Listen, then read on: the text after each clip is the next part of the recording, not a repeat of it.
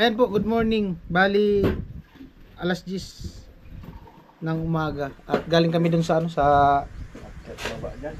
kanila ni Crystalline, naggiba nung tirikan na bahay, pero di ko sure kung doon talaga mismo sa giniba namin na bahay. At may nag-comment sa bago kong upload na na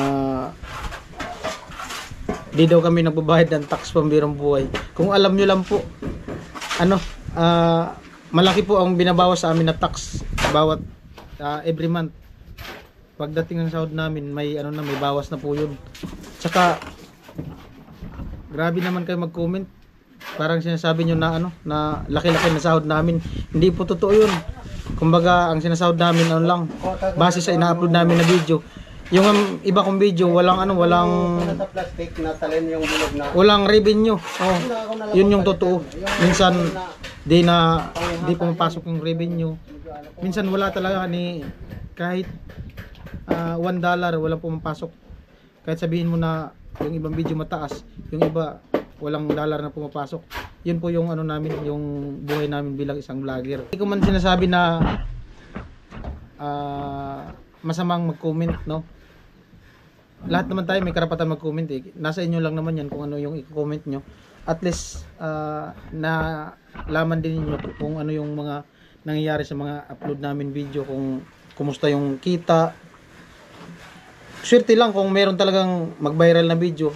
Siguro doon mo masabi na okay yung kikitain namin na na revenue sa mga viral talaga. Yung sabing mag-million views, ganito ganyan. Pero yung mga regular na vlog lang, tamang lang. Kumbaga, kung tutuusin, mas mataas pa yung sahod ng nagko-construction talaga, yung construction worker na hindi nagbo-vlog. Yung 8 hours tapos may OT. Kaya po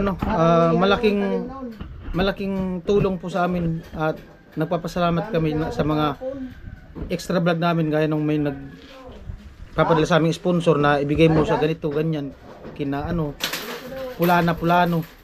At malaking tulong yun kasi nagkaroon kami ng extra vlog sa labas maliban dito sa bahay nila Chinchin ng mga project. So kahit paano nakagawa kami ng the other vlog, no? At hindi lang nakapokus dito. Salamat po sa mga sa sponsor na nagtiwala sa kanya-kanya ng team.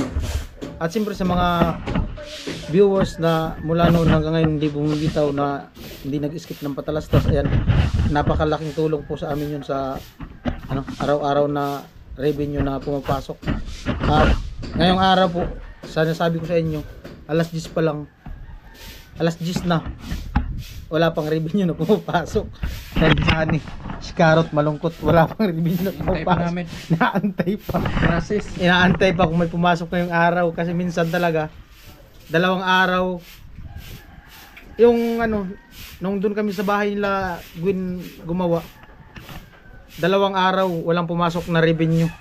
Yun po yung totoo. Inubos na sa tax. Grabe nga yung 2 araw hindi pumasok yung revenue. Ayan po, nagkagulo na po sila at nawawala po. May nawawala at nabubuo ang vlog. Nawala ang memory ko. Nawawala. Ayaw ma-reading, nawala pa. Nawawala.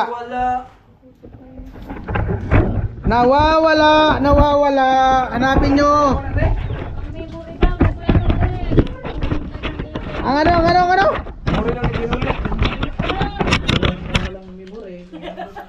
nawawala na talaga. Ayun na. Nakita na. Buti dinapakan. Dumi. Basag sana. Ay, nabasag. Ayun, pag hindi to, kanina kasi hindi nare-reading, pinahinga ko. Baka sakaling readingin.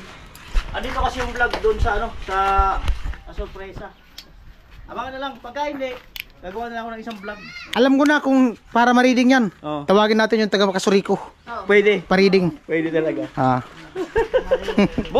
Ay, si Kalusi. May bagong GoPro na po si Kalusi.